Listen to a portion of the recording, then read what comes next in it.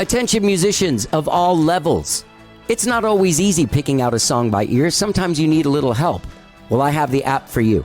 Whether you're a professional musician or a beginner, Ultimate Guitar is an amazing app. For just $2.99, you get the chords and tabs on guitar, bass, or ukulele for over 1 million songs. They're all available at your fingertips. You also get tools like a tuner, metronome, chord library, lessons, videos, and more. You can find out any song you want. It also has like transpose button. It has auto scroll that you can change the speed to so you can play along with the song. A lot of the songs have the lyrics there so you can sing along with them. Ultimate Guitar is an amazing app. Just go to ultimateguitar.com or download the app to your phone today and start playing. Start playing any song you want. Ultimate Guitar, that's the place for you. Let's get down. And you may ask yourself, well, how did I get here?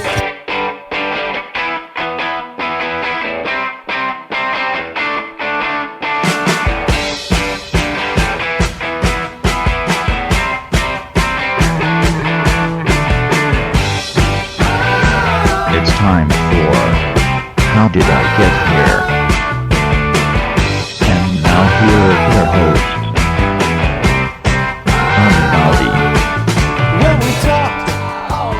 Hello, I'm Johnny. I'm your host. Welcome to the show. I hope you guys all had a good weekend, whatever it is you did this weekend. If you live in Austin, you know it, baby. South by Southwest is upon us. If you live here, are you ready for it? Did you start doing stuff already? Did you go out?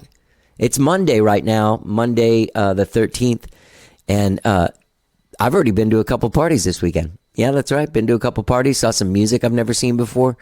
Already flaked out on a couple of parties. It's hard to go to everything. There's literally something going on.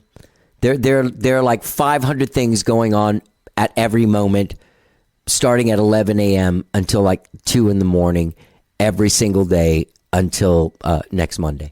So that's what life is like. If you don't know South by Southwest, that's kind of what it's like. There's just that much shit going on. And you can just kind of pick and choose what you go to. So far, the couple of things I've gone to have been fun. They've been really fun. Had a great time. Looking forward to doing some stuff this week. Hey, gang, I wanted to let you know about this showcase. You guys know I work with Austin Music Foundation Artist Development Program. And we're having a special showcase this Friday, March 17th at Sheraton Backyard, starting at 7 p.m. with Sammy the Engine. That is ATX Gen Next, which is a lot of our artist development program people, presented by Austin Music Foundation.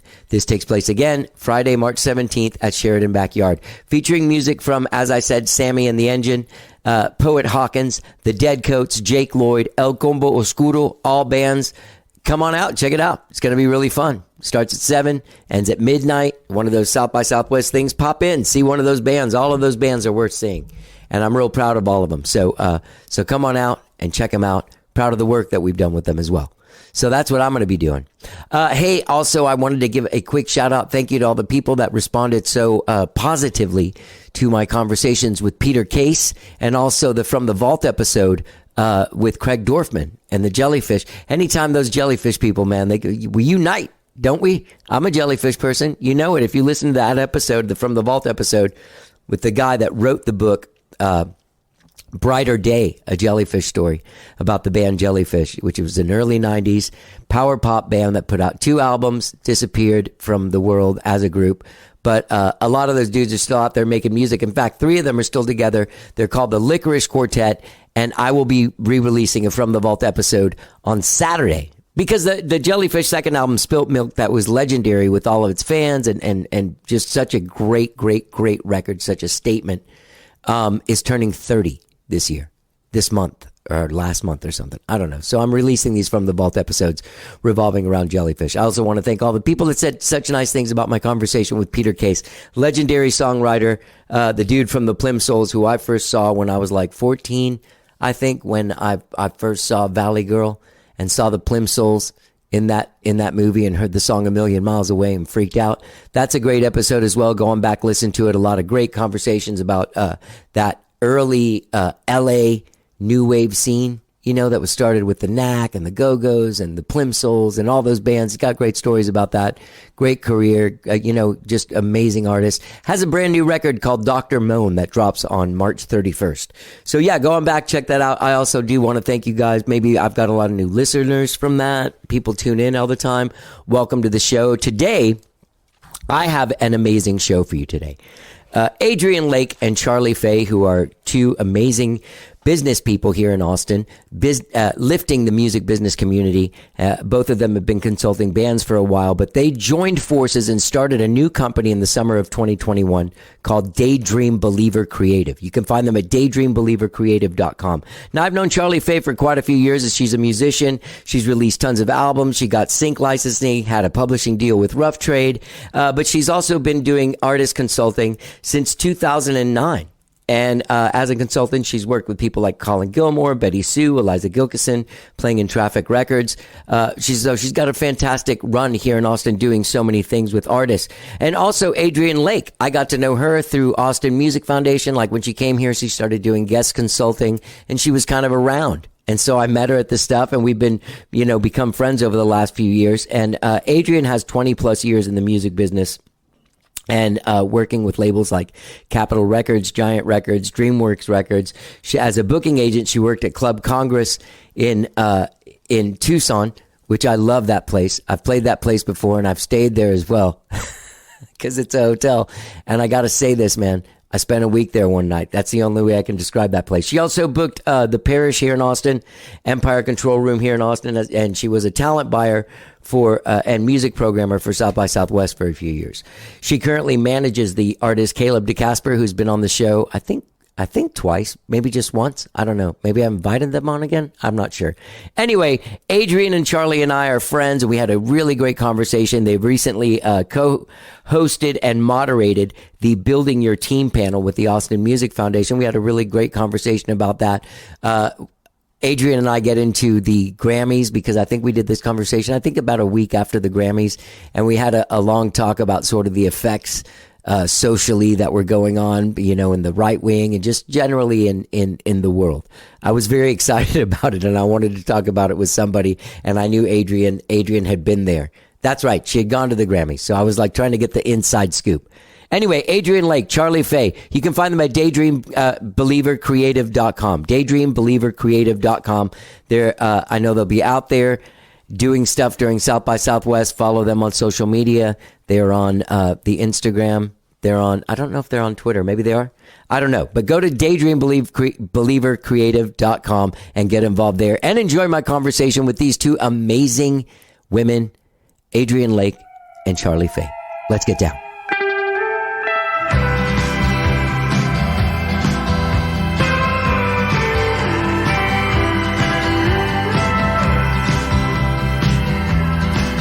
I want to start off by saying, Adrienne, did you go to the Grammys?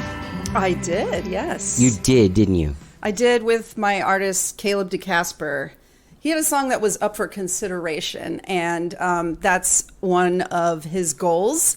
And this is my second year as a member of the Recording Academy, and now Caleb is up for consideration for next year. And I thought he should have that experience. I thought I should have that experience. And also, it was a good excuse to set up a bunch of meetings with a bunch of industry folks in LA and just do the whole thing right. And we had so much fun. I think we can't wait to go again next year. It was fantastic. What about the show itself? Be honest. There was one guy that is now a Grammy member. He went. And he's the only guy that wrote, the show was really, really boring to sit through. But I had a great time, the rest of the stuff. Is that mean to say? Sorry. No, I don't think so necessarily. It depends because the ceremony goes a lot longer than than when everybody shows up and sits down. So if you're sitting there from the very beginning and if you're there for the red carpet, that's a long day. So that could get pretty boring. we showed up when everything got good. Oh, okay, good. Okay, so you can choose. You don't have to go at like 3 p.m. and No, okay. no. I will say I did watch like the 3-hour broadcast on YouTube that happens beforehand, where like Bonnie Raitt won an award, and really cool people, like people that we would normally think about were playing and getting awards. I missed all that. Yeah. I mean, I can't imagine you'd have to go like all. I mean, that poor Brandi Carlile. Yeah. 'Cause she won like 5 awards during that Right. time There were all before. these people that won, and I was like, oh, that must have happened earlier. She was there on. for like 8 hours. I can imagine, yeah. Anyway, so in what I know from you is that when you saw the Kim Petra Sam Smith performance, Oh, beautiful. beautiful, right? Yeah. It was great. It was an adventurous thing. Charlie Faye, you didn't see it? I didn't see it. Oh, did you see the aftermath? No, what happened? Oh, okay. So I saw it, and I was like making dinner, coming in here, watching a little bit, making dinner, hear some stuff, whatever. Eventually, I tuned out, but I thought it was a great performance. It was And then an I really incredible liked that performance. song a lot more after seeing that See, performance. I wasn't a fan of either. And now I'm interested because it was so good. And that performance just reached out and grabbed you by the you-know-what. Yeah. I mean, we were up in the nosebleeds and we could feel the heat of the fire, literally. Oh, really? Oh, wow. That's what it felt like. It could have been a psychological thing. Caleb insists he could feel it, and I felt like I felt it. But I mean, it was. Well, also, when you're in the room with the people, like, there's no reason why you wouldn't feel it. Like, you're in that energy of what was. I mean, it was Yeah. an electrifying performance that drove the right wing Christian people over the top. Oh, fun. Well, it was the Like, first trans artist to They viewed it as win an award and perform, Yes. and that was amazing. And I'm only smiling because I love it when people get really upset about stuff like that. I really do. I get so excited. Like, I was so happy about it. And I watched all this stuff and people's heads exploded. The best part about the whole thing was they went to commercial, Charlie, right afterwards. And I don't know if you saw this, but when it went to commercial, it was like right after that, the 65th Grammy Awards brought to you by Pfizer. And people were like, obviously right-wing lunatic people were like, oh my God! It's like the trifecta, like the Satanists. They're trying to make all the children, gay in the schools and stuff. You know what I mean? Like, Yeah. Yeah. Insanity. Pure insanity. They're not coming for your kids. Get over yourself. No. Yeah, that was absolutely incredible. And the other incredible thing that literally moved me to tears was the 50 years of hip hop. And I'm pretty sure the people around me were thinking, what are you doing, lady? There's no crying in hip hop.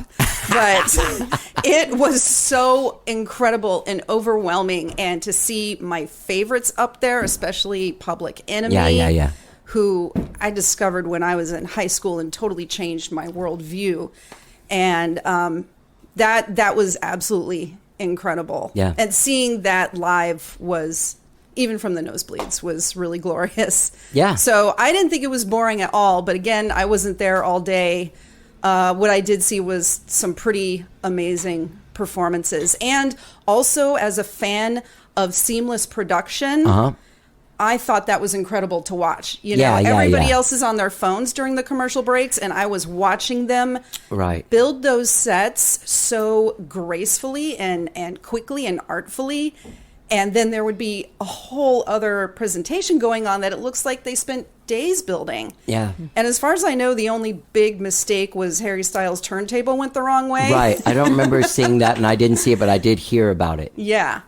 I didn't notice it all coming apart. It looked okay from where I was, but I'm sure that was stressful for them. Yeah. But I love watching amazing production, so that was really fun for me. Yeah. It takes an entire team to do something like that, a huge group of people that's put together by something. And you guys just recently both co-hosted and moderated a panel on building your team as a musician, because you guys have a company that I will have talked about in the intro called Daydream Believer Creative, which is super cool. Also, the best logo in the Thank you, business. Billy Yeah, Buck. yeah. Oh, is Billy? Billy Buck She's from the coolest. Sailor Yeah, Moon. yeah. If you want a really unique logo, she's your gal. Yeah. And She's thank you phenomenal. for coming to Yeah, the no, it's panel great. mixer Of course. / launch, by the way. Yeah.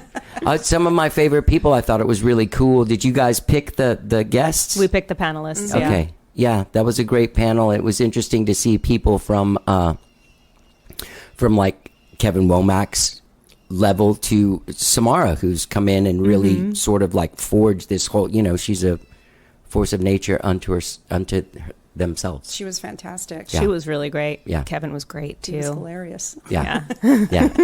So many years in this business. So both of you guys got together because of your combined years in this business, and both of you were doing consulting on the side. Charlie, I didn't realize you'd been doing it since 2009. Yeah, I've been doing it a long time. I mean, I started out just doing it kind of more casually because friends would call me up and be like, hey, I made a record. Now I'm not really sure what to do for the release. You seem to know what you're doing. Can you help me? Yeah. And I'll say that watching you release a lot of music over the years now, really you can take something from writing the song to the release show, and interesting way of making an album. Even moving to cities. Hey, Rosie, I don't have the thing. You're able to do all of that stuff. Some artists they can't do all the steps themselves. Right. I mean, most people do need some sort of a team, or at least someone to bounce ideas off of, and that's that's part of what we do with consulting too. We really work with the artist and talk about what their goals are and what they're trying to do, figure out what their strengths are so that we can let them know these are the things, this is the real story here. But yeah, so my own experience as an artist definitely feeds what I'm able to bring to other artists. It's interesting because that whole part of it, I feel like when I was doing consultations at Austin Music Foundation, I found that the only way to really find out how to help someone is to figure out what it is that they want to do. Because if someone like wants to play, every Wednesday at this place on 6th Street, and that's their whole thing, you can't lay the same trip you're laying on like Quentin or Ispe or Caleb. You know what I mean? Mm-hmm. Right. Yeah, or someone who, because they want less. Or someone who is incredibly talented but is a parent and has another job and wants to, everybody's deal is different, so any book or anything that is going to put out this blanket statement about like, this is how you have success in the music business. It's not going to work for everybody. No, it's not. And that's great that you guys do that. And also I in your email that you sent to me, not in just the regular publicity thing, you were saying that you don't believe that just publicity is what's going to make someone you know what I mean? Because there is this idea with artists out there that like, oh, all I have to do is pay this person X amount and it's all going to happen. Right. And then they're disappointed with the results too when that's the only thing, Yeah, absolutely. It's interesting because a lot of artists need so many different things, but there are only certain things that artists are willing to pay for, understandably. And one of those things is publicity. It's insane. More than even making a record or getting a sound, really important things to how your music comes across. Sorry to interrupt you. No, it's okay. Yeah. No, you're right. And that's what's really great about this is when artists come to us and they say, I've got singles coming out or a record or whatever it might be, we can put together a campaign for them, but we're going to sit down and talk to them for at least an hour and find out what else they want and need help with and factor that into the campaign. So it's not just a publicity campaign. If they need help with licensing, we can do that. If we find out that they really have a need for strategic booking, that they haven't been able to get into certain venues or they haven't been able to get on really great support slots for touring acts, whatever it might be, we can factor all that in so they're getting more than just the publicity And when you're able to help artists like that in a more broad, meaningful way, it feels really good. Yeah. Yeah. And I'm glad you're doing that, because that, like, I mean, nothing against any publicity. I work with a lot of them, but a lot of times you're like, really? You took this person's money? Like, they're not ready to do anything. You know what I mean? That does happen. And also, you know, some people in their jobs have a kind of tunnel vision of like, this is what the job is. This is what the job Right. requires. I will do Yeah. just this job. Right. I think Adrienne and I both, we can't help ourselves from seeing the bigger picture. Right. What does this person really need? Like, in addition to this, and trying to put all the pieces together, because we've seen it. We've seen it enough. Right. Do you, sorry to interrupt you, but do you think that it takes that sort of perspective of more than just 5 years in an industry to really be able to see, like, oh, these are the things that really kind of go and these are the things that don't? You know what I mean? Sure helps. Yeah, I mean, experience helps, but also some people are in the industry forever and don't think that way. You're right. Let me ask you this, as in that same sort of vein, does your history professionally as an artist and yours as a person in the industry, do those things, like, is it a great yin and yang sort of, like, do you guys come together and you're Yes. like, oh, no way, and then Yeah. you're like, oh, no Yes. way? Yeah. It is, because I think coming at this from a broader perspective, in Charlie's case, because she's an artist and somebody on the business side, she's been able to navigate and get really great deals for herself in the industry. So Yeah. she's got that kind of brain. And for myself, it's funny, I was just talking to my Grammy U mentee about this yesterday. Having done so many different things in the business, that really helps too, because I've been a music journalist and an A&R person and a talent buyer. So I'm coming at it thinking, being able to put myself in the shoes of those people that we're reaching out to. Yeah. And having an idea of what they want to hear. Yeah. And then, it's so great for somebody like Charlie to be working with artists and understand Yeah. the process that they go through on their end as an artist. So, having a broad perspective, I think, is extremely helpful. And in terms of the way Charlie and I interact and lean on each other as a business, that's been great, because we all everywhere, like what we do, we hit walls, or we think, oh my gosh, I don't know where to go with this. And we can always come to each other and think our way out of the problem. So it's a great relationship that way. That's great. Yeah. That's really great. Yeah. In your history, you talked about you got into the business. I remember at the thing in like 15 years old. Is that when you started writing? What did you do? Well, when I was 14, 15, all I wanted to do was go to shows all the time and see punk bands and see goth bands and all that kind of stuff. And I lived in the country and I didn't have a car, and my mom was pretty protective. But there was one place where when she called, an adult answered and said, "Yeah, I'm here. There's no alcohol. I'm looking out for the kids." And that ended up being my first job in the business, like right after I graduated when I was 18 or Was so. doing what? Work answering that phone call for people? No. Reassuring parents that punk rock was safe. I started out making posters. Okay. Which was like back in I'm dating myself, the really old school cut and paste kind Yeah, of way. yeah. But physical cut and paste with like a glue stick and go into Kinko's. Yeah, for Yeah. like Yeah. Sunny Day Real Estate and, John Spencer Blues Explosion Awesome. and that kind of thing. And then and then I started working the door, and then I started helping out a little bit with booking, and so it just kind of happened organically and naturally. And that business is still open. It's called Solar Culture. It's in Tucson, and Steve, I love you, and it's all your fault. That's awesome. So it started pretty young, and I worked in advertising for a little bit. I worked for the theater for a while, but I always was doing stuff for music all along the way. And so when I finally moved to LA, it just became 100% full time, and has been from then on. You worked for a few labels when you worked for Capital Giant and DreamWorks. Were you an A&R there? Yeah, well, it's interesting because obviously in the industry, your success really comes down to who you know and who you have relationships with.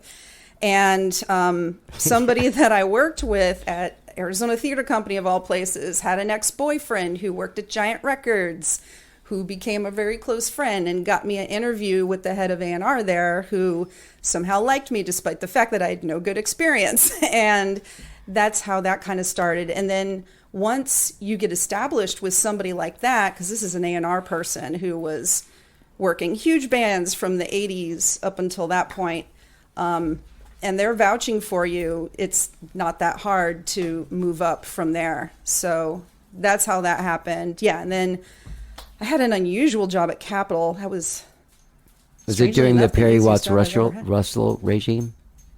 Was your time at Capitol during the Perry Watts Russell regime? You know, I don't remember even being at that job for too long because some nepotism thing happened, and then I ended up at DreamWorks, which is great because there I started out in the business and legal department and also was working for Rolling Stones because the attorney was working for the Rolling Stones a little bit. Wow, that's pretty fun. It was interesting. It was a great learning experience. You know, I thought of myself as a creative and didn't want to work in business and legal, but the headhunter said, if you do this and learn from the best, you can take that experience everywhere, and it's going to help you in any job you have. And she was 100% right. And then Richard Laird, the man that I worked for as the head of business and legal, he helped me get my junior A&R exec job. So it really is about relationships and working well with others. And that's how it all happened. And I think some people, when you say like success in this business is all about relationships, some people hate to hear that. Like they think it's right. It's not what it's like. You can be very terrible and get to the top or something. But what I want to say is like, Adrienne is so clearly competent. Yeah. Very like, much so. She's the most competent person you're ever going to meet, and loves music and is great with people, So all of those just natural skills you had coming into the business as a teenager, I'm sure. Yeah.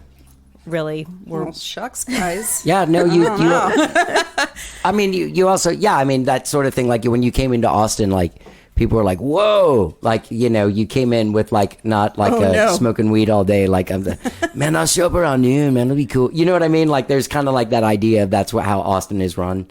And it kind of is, but right. No, it was but like, just kind of, you know what I mean? This person, like this person really has it together. Right. And also, but like not in any kind of cold way, like she really has it together. And also is just like a warm and kind and caring and insightful person. That's what you want to work with. Yeah. Well, I think it's just a matter of if you work hard and you are coming from a good place and you work well with others and, you care about your reputation, I think it's just a matter of if you get it, if you have an understanding of the industry, you will advance. And the same goes for Charlie too, because one of the great things about teaming up with her is that everybody loves her. So it makes it it's true. easy. It makes it a lot easier. To start a business when you've already got a really good reputation like she does. Yeah. So yeah, it's about being likable and working well with others, and those are the kind of relationships I'm talking about, not the nepotism where somebody who doesn't deserve a position gets it, because I've seen that happen too, and nobody's happy about that. But they don't last long. No. You know what I mean? Yeah. It's not like or they just make everybody mad because they make a big mess. So like failing upwards. Yes. Whatever, is that right? Nothing. Yes. Isn't that what that's called? Well, like just doing a terrible job but getting promoted all the time for it. Yeah. I don't know about that. What's that? It's a thing. It's a No, I've never heard about this. It's a business strategy. In government jobs. It's a business strategy. I don't know if it's people a do it on strategy. purpose. There are people that fail upwards. I don't know. On I'm purpose? pretty sure. It I'm pretty sure happens we can a lot name of government some. jobs because yes, it's that's so what I was hard going to say. get I wasn't people going to say. fired. Yeah. Yeah, I hear about that all the time. Oh, funny. And not funny. Yeah, sad because they're in the government. That's we bad. Need That's competent bad. people running the government. So when you, I read a tweet last night, from this Marjorie Taylor Greene that said, I wish the United States was divided between the blue states and the red states. And I was like, this is the kind of people that they put in charge now? Like, this is the kind of people, let's just split this place up. And the thing is it's not like with the Civil War where it's pretty easy to split up. It's like, it would be real weird. Like, you'd need a passport to go from one state to the other because you'd have to go through one of the... Either way, it's the dumbest thing I've ever heard. Let's just put all the tinfoil hats in charge while we're at it, you know? Good Lord. Anyway, what I was going to say is that, so you guys joined forces and you decided to come together. You've worked with, as far as I've seen, like Bruce Hughes, and you were working with the LGBTQ Chamber of Commerce. You're on the board of that? Not on the board, just a member. Advisor, member? Yeah. Okay. And they're a great organization. They're dealing with some serious stuff right now, speaking of government stuff. But so I've worked with a lot of pride events and queer artists and Black History campaigns, Black History Month campaigns. And different organizations. You worked with Bevis, the 30 Days in Bevis. Sorry to interrupt you. Yeah, and that was a really fun campaign. So much to say about that guy. Amazing history in music. And worked with nonprofits like Girls Rock Camp or Girls Rock Austin. I'm sorry, that was referring it by the old school name. And they are... Is that the Mandy Rowden one? Organization. No. That's Girl Guitar. Okay. Sorry. Yeah. And a handful of businesses, record labels, promoters, all different kinds of stuff. And those business clients I love, and I also love them because they make it possible for me to work with the artists who I sometimes have to negotiate with on prices, understandably. It's great to be able to have a mix of for me personally, because the artists and the nonprofits and the businesses. And I think they all feed each other too, because, if I have an artist that I'm working with and I see an opportunity with one of the business clients, then we get to connect them. Okay. Was Jim Brumberg one of your clients? Mm-hmm. Yeah. Okay. Yeah. I did PR for his record, kind of just a focused, limited campaign. There were a half dozen outlets that were really important to him. And I pitched those outlets. I pitched a bunch of writers from those outlets specifically. And then I did another round of stuff that I thought would be a good fit. But, he's an example of someone who he didn't want a full-on traditional PR campaign. Right. He didn't need that. Right. We talked about what he actually wanted to accomplish, and we went for that. And you also brought me, like, my favorite person I've met in, like, the last 5 years. That guy's awesome. He's pretty fun. Awesome. All right, so what about the artists that you manage? Did they also fall under the umbrella of Daydream Believer Creative? Or? Well, I just managed Caleb DeCasper, and that happened very organically because I had no intentions of being anybody's manager. I just started out doing his publicity and doing consulting for him. It was a really easy relationship. We got along great. We were able to have success together. And then I kept doing more and more and more. And then at one point, I think we were at a show. He was playing at the Mohawk outside, and somebody came up and said, "What is your relationship with him?" And I was explaining it using all the words, and it was so loud. And he kept saying, what? And I finally just said, "I'm his manager." And that's when I realized. And I told Caleb about that, and he laughed, and he said, "I was wondering when you were going to figure that out." I love him. Yeah. Yeah. Yeah, he's been on your show. Yeah. He's a treat. Hasn't he been on? I think he's been on twice. No. Really? Just once? No, I think just the one time. Just once. Mm-hmm. I've seen him around. That's what it is. You get confused. Hard to miss him. Yeah. I love that. I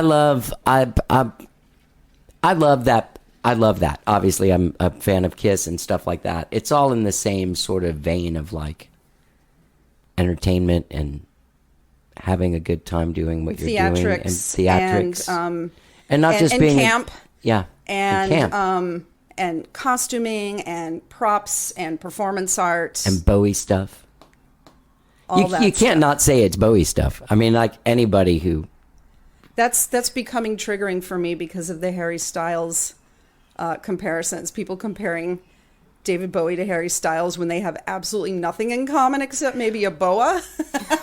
Right. They're taking one photograph of David Bowie, not his like artistic career and compare. Like, they're like, there's this one photograph where he kind of looks like he... Like, Yeah. No, I think that the similarities, you're right, are in that they're coming at it from a way more artful perspective than just, I'm a person who writes and performs songs. There's got to be a whole production around it and thought put into it and themes and costumes and makeup and, giving the audience a full experience. And Yes. I think you're right in that way. Absolutely. Yeah. Just Yeah. don't compare Bowie and Harry Styles ever. Have you guys noticed that there's like a wave of like anti-Harry Styles stuff going on? That's really, there's it's making me anything sad. that's Like, what did, super what did he anything do? that becomes that popular, there's going to be. Right? 3 months ago, he was beloved. I think he still is. He cleaned up at the Grammys. I know, but people made him feel bad about it. Well, that was odd. That was I don't think he odd. meant it like he said it. I mean, I just I think know what it, you're like, talking about. you know what I'm talking Yeah. about. And also, like the Beyonce thing, I also get that. But I also like, if you win more Grammys than anybody has ever won, it is, I know it's not her bitching about it. But No. it's weird to have, Beyonce doesn't ever bitch No, or no. talk, really. She speaks through her music. she even had his sister beat up her husband in an elevator. That was fascinating. Remember that? Yes. No. I'm very it's pretty out of touch awesome. with these Yeah, things. this was a long, this was like Solange and 15 years ago or Beyonce something. are It was opposites. amazing. Yeah. Yeah. Jay-Z was sneaking around and Solange was not having it. And Oh, sorry. Yeah. And Solange was not, and she beat him up in an elevator. And it was, there was, beat him up. well, She went off at him, Yeah. mostly verbally, while Beyonce passively yeah, stood there. she didn't try and stop She's her. like, I don't need to do anything. My sister's going to take care of it. So much. Do you guys, obviously, I feel like we share a love of general show business gossip and pop culture gossip. Maybe a little bit. And I don't. Is it I've just- motherhood, or you just don't? No, you just don't. no, You're not I've- like a. I've you're not always- like a read the Inquirer while you're in line at the grocery store I've person. always been kind of out of touch with pop culture. Always. I don't know what to say about that. Maybe I should be more in touch, but especially now with being a mom and an artist and doing all the consulting and publicity work and trying to, have a little bit of life for myself. I'm like, where's the spare time for, I don't know. Also, I think the work You're right. that Charlie does with artists is a little bit more genre specific than mine. That's Right. true. I'm all over the place. I'm doing hip hop, indie rock, all kinds of different stuff. So I used to really not pay attention to the pop culture stuff in terms of music in the past. But now I realize for me and the kind of work I do, it kind of factors into the big picture. So I make an effort to know about it. And it's interesting too, because I just love talking about music. I could talk about it all day and all night. So having all different kinds of conversations about it is fun for me. Yeah. But, I get it when you get really good at one thing, and you're more focused on a few genres than, kind of skimming all of them. That's very worthwhile. Or also just being a general gossip head like I am. There's I that do like too. that stuff. I do. I really do. I can't help it because it's fun to talk about, and it's sort of inconsequential to your life, and it takes you out of your own misery. And we got to keep up with the kids too. Maybe I should try it. I'll fill you in. I'll give you Okay. all the dirt. It is. I mean, this industry, as you're helping artists navigate this thing, it's constantly changing now at a pace that is relentless. Like you hear big artists talk about it, even like a band like as big as Metallica, like their last sort of, I don't know if you were aware of this last release, but they haven't released their record yet, but they didn't do any kind of like, hey, we got a big single coming out. They're like, hey, it's there, go see it. Yeah, they're because Metallica. we don't know what to do anymore, because we're kind of at a loss with like, hey, there's a big announcement, like, you know what I mean? Like the culture's like moved so fast. The way that information is delivered to us, especially like a new artist or an artist's new album or, you know, some kind of new nonprofit or something. You know what I mean? It's a lot to keep up with. It's a lot to keep up with. What is it that you recommend people do, like in a world of social media? Do you have that whole aspect to what you do? What do you mean specifically? Like, as far as like, I know like in our artist development program at Austin Music Foundation, there's a thing where like Einar and I have kind of basically been like, let's just work on the music stuff. There's like specialists out there as far as social media goes. When and I was stuff in the like that. artist development program, you guys had this guy, Don Bartlett, come in. Yes. Yeah. And that was, as an artist, the most incredibly helpful crash course in social media marketing that I could imagine. Now, I don't know if he has one for the current state of things. Right, because things have changed in the last 6 years. Things have changed so much, you know, so you have to relearn everything with each release. But yeah, there are people who are experts in that stuff, and we would refer someone to those experts, you know, or we refer to someone who can help manage social media stuff because we don't personally do that. Right. We can definitely advise for social media because I'm a great idea person, and I'm sure Charlie is too. Yeah. So You're good at posting. Like, some people are good at posting. Like, I have a couple, like Susanna Schoffel. She's amazing at posting. She doesn't seem like an idiot. You know what I mean? she's Right. not. Because she's not. No, but like, there's some people that you're like, hey, stop with the thing all the time. But you don't get that from her. There's like an array of things. It's always like True. something. She's able to post very often And naturally. and keep you interested, but it all feels super low key and organic. And natural, Yeah. organic. Mhm. Yeah, Yeah. that's the thing that's hard for me to sort of like cross on my own thing. I mean, do you advise people on that stuff? Like, just find your voice and stick to that, or like? Yeah, because it's as you said, it's changing so often, and it's a lot to keep up with. But I think, you know, artists know that they're really beholden to this. It's so important now, and I think one of the ways that I help the most, and I'm sure the same is for Charlie, is that it's so easy to hit a wall with this stuff. It is. And, you know, you start to get in a rut and maybe post the same kind of things. And, you know, when you're the one creating it, it's hard to have perspective from the outside. So I think that's where we can come in and help out and say, hey, I have an idea. Yeah. Why don't you do a series with this and this and this, you know, so they can get excited about it again. Yeah. And because really it's about ideas and keeping your ideas fresh while maintaining your own voice. That was what I was doing listening to prog rock, because I was like, well, I can't stand it to listen to it, Oh, but you're forcing yourself. but I can tell it's good.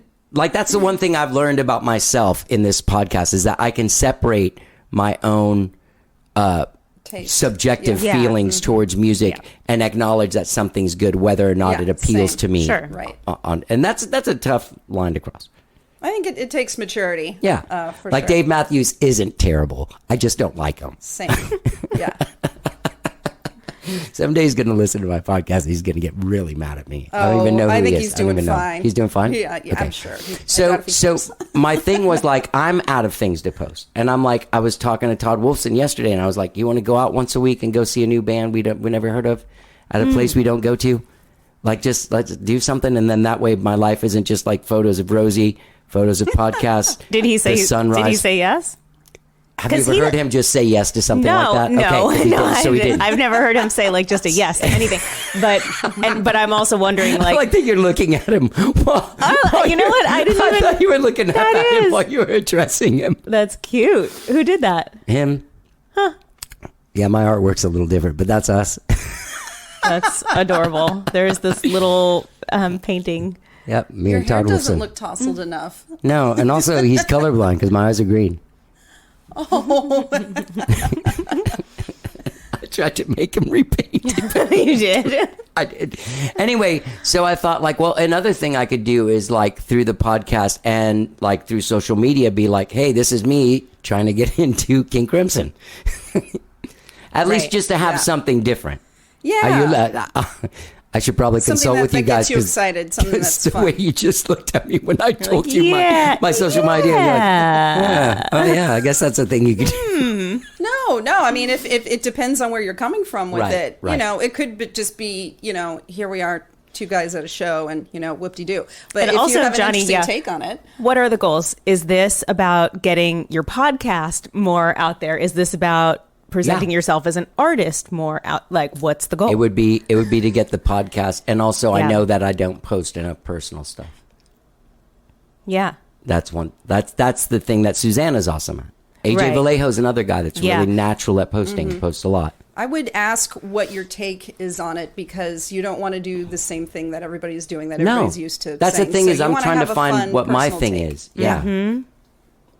So that's what we would do for an artist, is kind of help them come up with something. Okay. All right. Something fun, whether it's like Yeah. going Now to I a want to show- brainstorm on this with you. I know. Yeah, like what if you go with a comedian and then you have like really fun commentary while you're showing clips of whatever concert, you know? That's actually a great idea. Yeah. Or, I mean, what about I doing... just got a free consultation. Guys, if you want to That'll work, be $5,000. no, thank you. That's a good idea. Those are good ideas. I've just been trying to think of ways to sort of like get the thing up, because you can see like, now that I understand, like once Zeely explained to me how the algorithm works, I can see my shit going down. Oh, listen to Zeely. I do. He knows what he's doing. He does. Yeah, I mean, love him. and I can see, even like in this band I'm in, Skyrocket, like we all kind of like participate in the thing. But like once I stop posting like just a photo of even a Throwback Thursday photo or something, like as soon as you start posting just come to this, you can see the numbers going down and the reach is getting lower Yeah. and Because lower. it turns into spamming. Spamming, that's what You we're want to doing. make sure that what you're putting out there isn't spamming. Yeah. You want people to get excited about what you are posting so they will engage. And that's why you can't do the same old guy at a show kind of thing. Yeah, Yeah. it's just like guy Keep it releases fresh. record. Yeah. Two old guys Not- go not to a story. Hotel Yeah. Vegas on a Yeah. Wednesday. Yeah. That actually could be fun, though. Yeah, if you give it like a cool title, and especially with Todd, My back hurts. Todd's photos. well, yeah, you're going to get photos, Yeah. and maybe you can have some sort of interaction with the bands Right. too, and that way you're getting more in the mix with these bands who are out there playing. Yeah. Maybe, yeah, you've got the photos, you could have interview content and the photos from Todd. Let's keep thinking about this. Okay, but let's go back to what you guys are doing with your. So what do you guys have going on like for South by? Do you guys have any? Oh, I got a lot. What about You got any parties? Yeah, you party? probably have more than I do. I'm doing a couple of different things. One, well, I will say, I'm wearing multiple hats. Yeah. This South by, because I'm gonna have a new project coming out this summer, and so I'm really gonna be out there talking to people about that as much as I am. And that new project is a children's album. That new project is a 60s soul pop children's album. Good. So it has a retro sound, but it's touching on really issues that are relevant for modern families. Yeah. I mean, when you said earlier the thing about like, we're not trying to gay your kids or whatever. Well,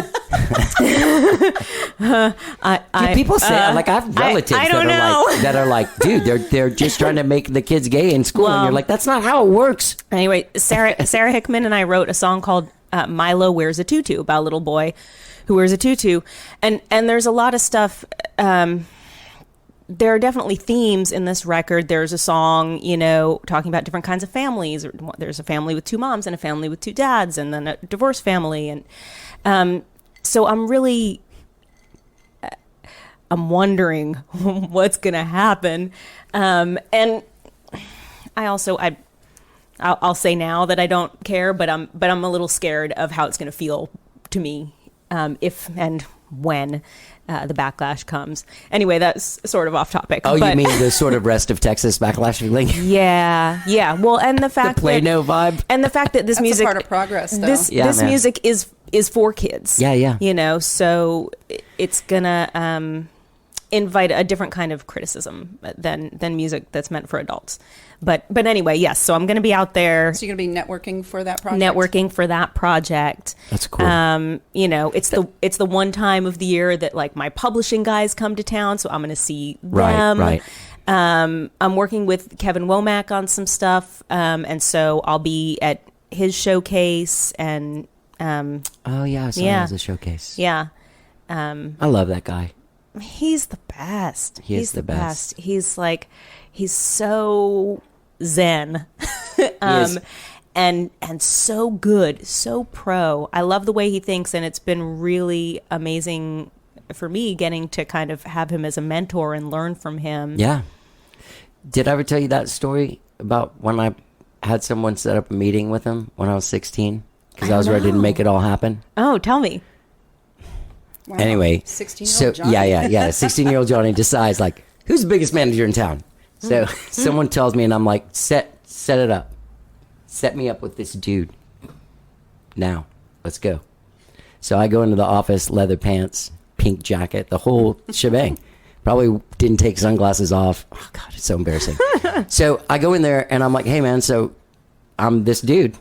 Let's go. And he's like, well, do you have any songs? And I'm like, oh, no, I know all these people. They're like older. They write songs. I'm 16. What the hell am I going to write about? He's like, well, man, you can't just like, you got to have some stuff, man. And he was really nice. And so when he was on the podcast, I asked him if he remembered it, and he did. And he was always really very open. Like after that, he was like, what did he say? He thought I was really ambitious and very nice. And so he was like, I just always was like, hey, whenever you do get something, so like 8 years later or something, Yeah, he's really kind I went about back. Yeah, he is really nice. He is Yeah. super kind and generous, patient. patient, Yes, and generous patient. with his time.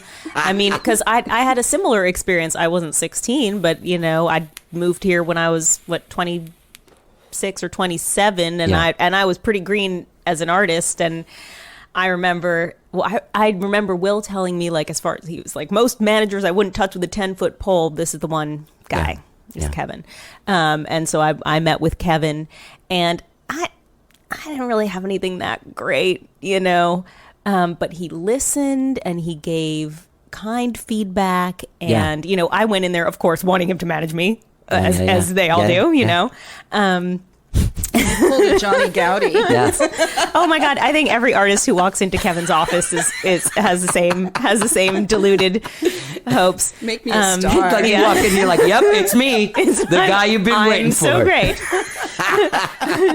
And now having been on, I have tried to. I briefly co-managed a band with Kevin, and so I've experienced what it's like to be on the management side too, and like, oh my God, it's so much work with so little payoff, So little. Kudos to you, because that's one of the there used to be managers like in the 80s and 90s just everywhere. Everyone had a manager, local bands all had a manager, because like 15% of like a $200 gig or whatever. It's not much, yeah. It's not much, but it was worth more back then. But it's there's no like, I mean, you have to have a level of commitment to this artist and just really want to do it. Almost kind of like Space Flight Records. Yeah, it's like, I don't know if we're going to get rich here, but I like doing this. Let's do it. Like a podcast or something. It's a long-term commitment. Yeah. And you really have to believe that it's going to pay off, and also just really like the people you're working with. Yes. Absolutely. Yeah, if it you hard? don't, then then you might as well stop. What is Caleb playing during Oh yeah, South by? Yeah. In fact, there's still shows popping up. Yeah. Radio station just reached out about adding him yesterday. So even though a lot of the lineups that I reached out to that are like the long-time established ones are already booked, a lot of them are not. So it's interesting because since the pandemic hit, the reset button has been hit on South by. And last year, everything was really late, and now it's kind of a mix. But yeah, so Caleb's doing a lot, variety of shows. Andy's official. And I'm working with Chicken Ranch Records. I'm working with a handful of artists, all different kinds. And that's kind of just where like colleagues in the business reached out and we decided to kind of pool our efforts. And I said, hey, I'll see what I can do for your artist if you see what you can do for my artist. And so while they're not clients and I'm not making money, it's good for our artists. Right. So that's what I'm doing a lot of right now. Looks like I'm going to be working with Girls Rock Austin. They're doing a really cool event on Pi Day, 3.1. Anyway, it's going to involve pies in the face. Cute. Yeah, it's a cool idea. So yeah, right now I'm kind of in the thick of it, putting in really long days, but I've booked like, I don't even know, maybe 15 shows maybe ish, for artists. And, yeah, it's been really fun. And I always mentor for South by. I worked for South by until the pandemic hit and we got laid off. Didn't you do some of those AMF, like quick Yes. speed dating?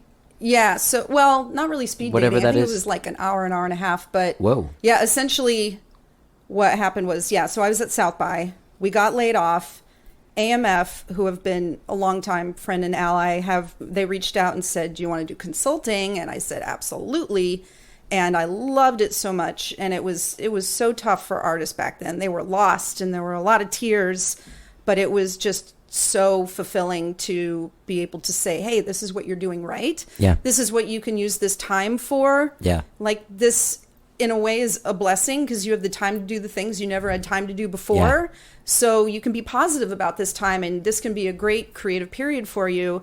And then seeing them kind of walk away with a smile on their face was just the best thing ever. And that's kind of why I realized I wanted to keep doing this. And then Charlie reached out about teaming up to do it. So it all worked out. But like for the South by mentoring, I've been doing that since I think 2017-ish, except when I worked there, of course.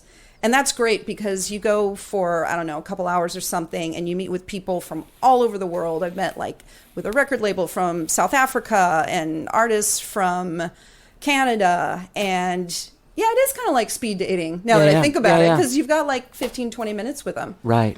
And I thought that's what it was called or something. no, they're just like mentor sessions, but maybe they should be.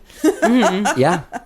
And those are really fun. So I think it's going to be a really busy South by. It's going to be interesting to see how things change from year to year. Now that South by is working with Penske and things are a little bit different, but everybody's really excited. There's a lot of positivity, a lot of good things going on. So I can't wait.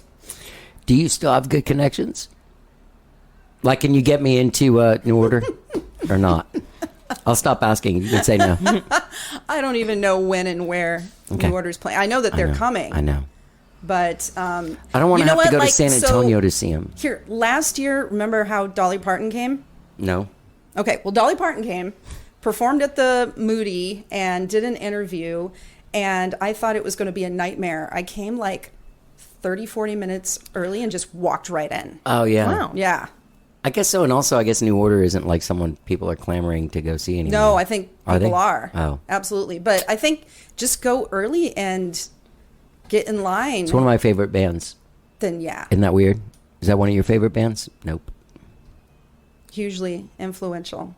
And Joy Division and all that. Yeah. Yeah, I like them more than Joy Division. I'm a pop guy. That's why that they're a whole lot prog more rock thing's so positive for difficult for me. Yeah, definitely. Yeah. There's those weird bands. I mean, I loved that dance music of the 80s. Me too. It was big in my soul. All right. So, any artists you're excited about working with this year that we can be looking on the lookout for? Yeah, actually, I'm really excited about working with Betty Sue. Oh man, I love her. Yeah, I feel really. I feel like I'm getting the opportunity now to work with artists who I really respect, and whose work I think is just amazing. And Betty Sue has been a close friend of mine for years and years, and we've worked together in all different capacities. She was a Fayette? She was a Fayette, yeah. Are you guys still doing that at all? Sorry. At all? No, I think that project reached its apex. And, I actually just got a gig offer that was decent paying last week for the Fayettes. And I was like, It's a lot of work now because you'd have to start to read. Jesus, yeah. Start rehearsals again and all that. And I just think, I think it already did what it was supposed to do. Yeah. And we could continue it, but I think it's already, But that sound is alive and well on this children's That's record. the thing. Yeah. I mean, the kids' record, Betty Sue and Akina are singing all over it. Okay. Pete Thomas, who played drums on the right. Fayette stuff, is playing drums on this. And we've got, Adrian Casada and Scott Davis. And I saw those pictures. Yeah. He's the best, Adrian Casala. He's the best. He's awesome. Yeah. He doesn't suck. He does not suck. And I had not worked with him in the studio before, and I knew that he was a great producer, but I didn't know what it would be like to work with him just as a part of a team, as a studio musician, just guitar player. And everybody was just so cool at that session and laid back and easy, just good vibes. Well, they're all pros. They've been around the block. They are. But sometimes You've always worked with pros, though. I've never seen you with I any have always jackasses. worked. I've always worked with pros, but sometimes there are personality rubs. Sometimes people are like overly anal about stuff and overly like perfectionisty. And that didn't happen here. And sometimes people don't prepare, right. Those are even pros sometimes two walk sides in of it. like, Yeah. I think I'm so great, I Right. don't need to prepare. But nobody was either of those things on these sessions. But anyway, the Fayettes thing I think is done. But Betty Sue has this record that John Sanchez produced with her that is a Bowie Byrne covers record. What do you mean? Like David Byrne songs? David Bowie and David Byrne songs. Yep. And she actually started this project before Bowie died. And so it's been a while. And if you know Betty Sue, she's involved in so many different projects. Yeah. That sometimes her own creative projects Gets pushed aside. Get put on the back burner. And so, and I have always wanted her, or I've always wanted to help her get her stuff back out to the front because she's so good. Yeah. And I was thrilled when she came to me and she was like, would you help me, get this project out and, do this? And I was like, yes. I have been wanting to do this for years and I'm so glad that you asked. I can't wait to hear that. It's so cool. Sanchez is one of my heroes. He's great. I'd love to hear her take on that. Yeah. Yeah, me too. Like what David Byrne songs did she do? Burning Down the House? Yeah. Yeah? She does do Burning Down the House. Yeah. Hey, yeah. Look at that. Anyway, it's really awesome. And see, now she needs to send me the newer mixes because she sent them to me. Oh my God, this was probably like 5 years ago. Wow. And this stuff just blew me away. And so now she's come back to me like, okay, I want your help with this. And I'm like, okay, send me the stuff so we can start. But she hasn't resent it yet. So I haven't heard this stuff in years now, but I know it's great. And so I'm going to help her with that and think about licensing opportunities for that stuff. Yeah. And just get it out there. It's funny that, like those kind of songs, I don't know. It seems like, I guess both of those artists are really similar in a way. I wonder why she chose both of them. Because they worked, didn't they work together? They didn't. Because she together. loves both of them, and I think there also it was the David and David, and David's a band too. Oh, wouldn't that be funny? Yeah, yeah. I love David Berwald. Me Sorry. too. Me Yeah, too. yeah. NFU Do you know who that all is? the way. Who? NFU all the way. See, I have knowledge, some but cred. I have knowledge, but it's esoteric. NFU is the New Folk Underground, which was David Berwald and Will Sexton and a host of whoever was around, I guess, because it was both in Venice and here. But David Berwald was this dude, is this dude. He's a great songwriter. Amazing songwriter. He wrote some of the stuff on that first. He was in the Tuesday Night Music Yes. Club, which It's- was Sheryl Crow's. Like Strong Enough to Be Your Man, I think is heavily his. I think that's like his. have to check it out. Yeah. I heard him sing it. He sang it to me in my band one night. What an interesting guy. Yeah. I lived in his studio for a couple months in my band worked there and he's an interesting guy and he rubs people two ways. They either fucking adore him or can't stand him. Yeah, I fall on the adore side. Yeah. Like he makes me laugh. He's super funny. Yes, I think he's super funny. I think he's super real and just such an amazing talent. Anyway, How'd we get? Oh, David and David. David and David. Anyway, so it's going to be a big year then. You're not going to perform at South by though, no? No. The record's not out yet, and it's kind of just the When is it coming out? Over the summer. It kind of depends on. I know who I want to do PR for it, and it's Right. going to depend on their schedule. So you?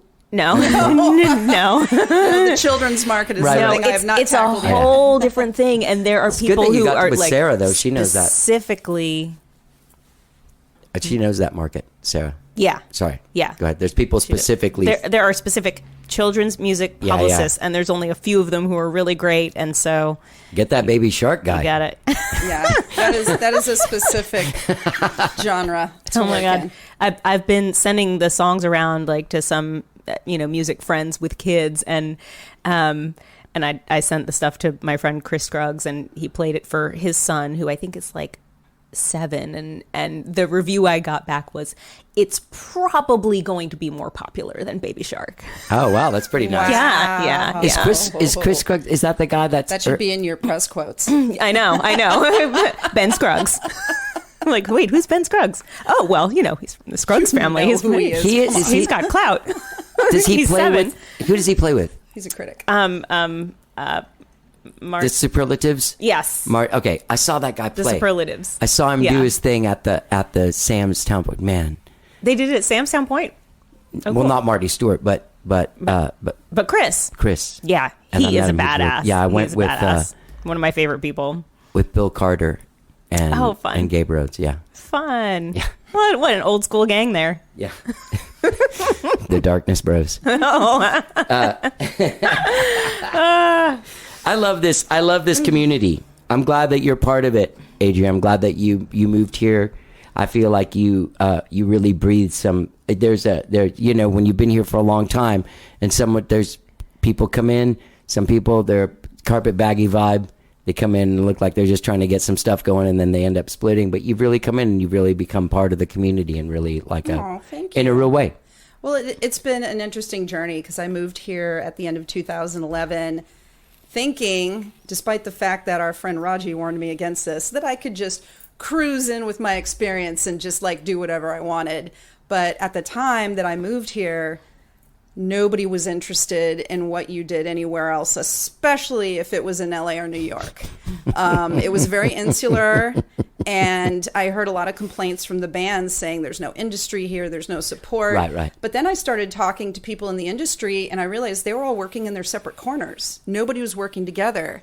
So, cute little me, I'm like, I'm going to change this, and I'm going to start this thing. And then fortunately, there were other people who were starting things to get people involved. And that's when I met, Austin Music Foundation, started working with them.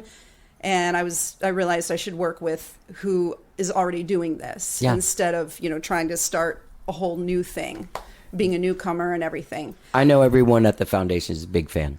Oh, I probably don't have to tell you we're that. big fans of But yeah. theirs.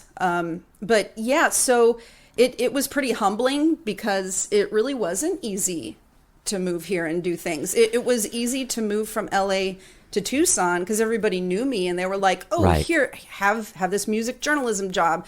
Hey, you want to book at your favorite club? And I was like, wow, this is great. Oh, yeah, I can Club do Congress. this anywhere. Yeah, exactly. And then Love Club Congress. that was not the case moving to Austin. And it was kind of like starting over. And that was really humbling. And I think in retrospect, in a good way. And I'm sort of a grassroots person, want people to be working together in a positive way. I don't believe in, all the negative jealousy kind of things that happen. I think that, we're stronger if we all work together and That's true. support each other. And when I used to talk like that in LA, people would pat me on the head and go, Yeah, oh, yeah. you're so cute. But I think that works real well here in Austin. Yeah.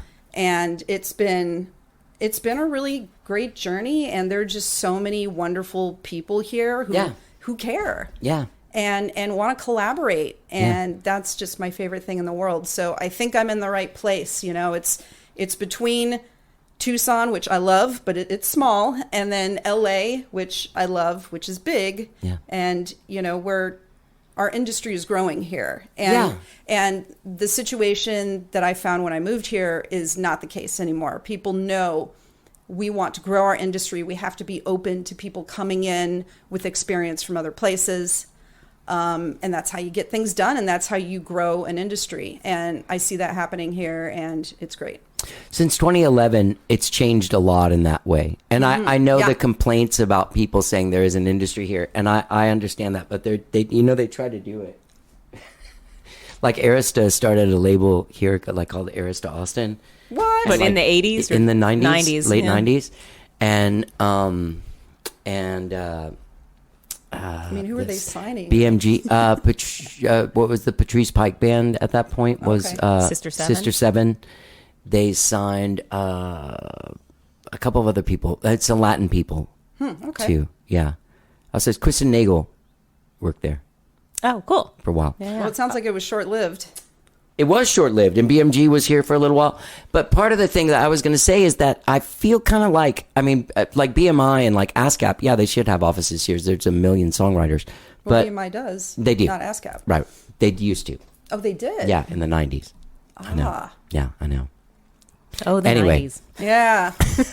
And I guess the industry came and they got frustrated. They were and like, left. So these industry places left. So part of my thing is like, not that I think that Austin is like a farm club city, but in some ways it is. It's like a place where you can come and get your shit together, and then when you need to go to LA or New York or wherever the thing is happening for you, you can just go there, and like the and thing here can well- just be left as it is with I mean, we have like an infrastructure, like we have insurance, we have mental health help. We've got We great do. services. We have- do have great artist than LA. services. We have like the Austin Music Foundation that gives direction to people. Also like Black Fret that or Sonic Guild that gives out like fucking grants. Yeah. Like that. So we have our own like thing going on. And We don't- Ham and Sims. and Ham and Hims. Yeah. An AMF. Yeah. Yeah, I was going to say, I think, you know, the fact that we don't have a lot of industry here actually is part of what makes it a special community. Yes. Because we're not attracting like the people who have more ambition than creativity. That's right. That's right. Those people will go straight to LA or Nashville. Right. They won't Nashville. come to Austin. Yeah, they won't come to It's Austin. too sleepy. It's I mean, this is not where you come to, you know, make your big deal and whatever. But there's a great creative community here. Yeah. And yeah, part of that is we don't have those people. Well, look at guys like Adrian and like Britt, who doesn't really live here all the time, but like I still see him all the time. Yeah, yeah. But you know what I mean? Like they're able to navigate their. Well, and they're both really community oriented and doing great stuff within the community That's true. too. That's exactly right. Yeah, That's true to the their Austin roots. thing. Yeah. Yeah. And I think it's possible, and Charlie's done this, to have a foot in this camp and in that Yeah. camp. Like Zeeley's doing it. There are other artists that are doing that, and it's very helpful. And Charlie, I mean, before the pandemic and before you had a baby, you Yeah, were... I used to go back and forth to LA all the Yeah. time. Yeah. And it was great as far as getting to meet with industry people there. You want and a guy like Pete Thomas to play on your thing, Right. Yeah. Making records there was awesome. You know, but also it was inspiring because you got to see how people out there were doing it. And like I was like, oh, there are people here who are actually making like a really good living through licensing music. And I didn't know a lot of people in Austin who were doing that. Now everybody seems to know that that's the thing. But, you know, 10 years ago, I think like we weren't quite as aware. But I got to see some of that and I was like, oh. Well, we had to get out of the 90s mindset of selling out first. I know. Right. We're over that now. We're like, yes, sell out, please. ASAP. That thing as Gotta pay bills. as an artist whose 90s was sort of like where my integrity was from. like initial sort of things when I got a publishing deal. Like, oh, do you want your song about phone sex to be in a phone sex commercial? I'm like, no. Weren't see? I wasn't there. Stupidest move I ever made. Because then 2 years later, it's just all like U2's on like an Apple commercial, and you're like, wait a minute. Yeah. Weren't the Del Fuegos one of the first bands to get? I think they had their music in like a beer commercial, and everybody came down on them really hard for selling out. Oh yeah, no, that was rampant. Even in the 2000s, early 2000s. I remember the Modest Mouse backlash. Oh my God, they licensed a song to a really big commercial, and Isaac Brock was like, "I got mouths to feed." Yeah, okay, God y'all forbid shut up. artists make money. Yeah. This band turned down a Budweiser sponsorship where they did the table tents at the clubs. Remember those? How they used to do that? Mm-hmm. And you were like a Budweiser band, and you got like a free 12-pack backstage at every show or something. And they made a banner that said Budweiser presents. But we passed on that because we were Too cool. yeah, the white funk band from Houston thought they were too good for that money.